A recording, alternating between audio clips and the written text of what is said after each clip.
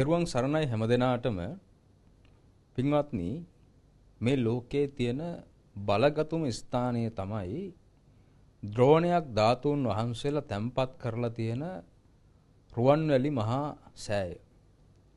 මේ රුවන්වැලි මහා සෑය ළඟ පින්කමක් සිද්ධ කරගන්න ලැබෙනවා කියන්නේ බණපදයක් අහන්න ලැබෙනවා කියන්නේ සුළු මොහොතක් හරි පුංචි භාවනාවක යෙදෙන්න ලැබෙනවා කියලා කියන්නේ ඒක මහා පිනක්.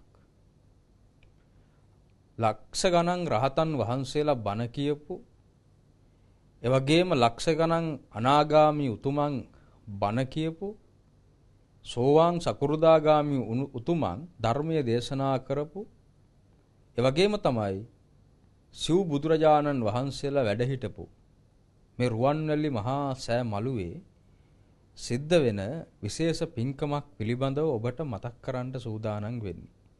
net fm මාධ්‍ය අනුග්‍රහයත් සහිතව මාර්තු මාසේ 8 වෙනිදා තපෝවනේ රතන ගෞරවනීය ස්වාමින්ද්‍රයන් වහන්සේගේ මූලිකත්වයෙන් ප ဋ ාණ දේශනාවක් සිද්ධ කරන්නට කටයුතු සූදානම් වෙමින් පවතිනවා, සූදානම් කරලා තියෙනවා.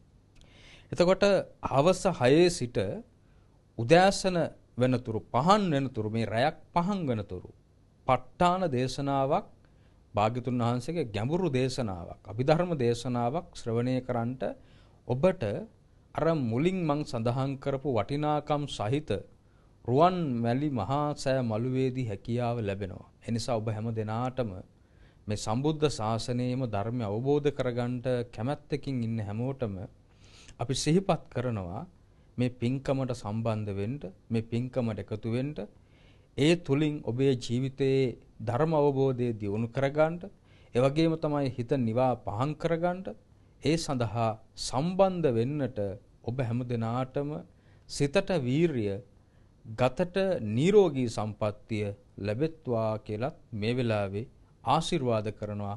මාර්තු 8 වෙනිදා එහෙමනම් රුවන්වැලි මහා සෑයේදී සවස 6ට මේ පින්කමට සම්බන්ධ වෙන මේ ඔබට සිහිපත් කරනවා. හැම දිනාටම තෙරුවන් සරණයි.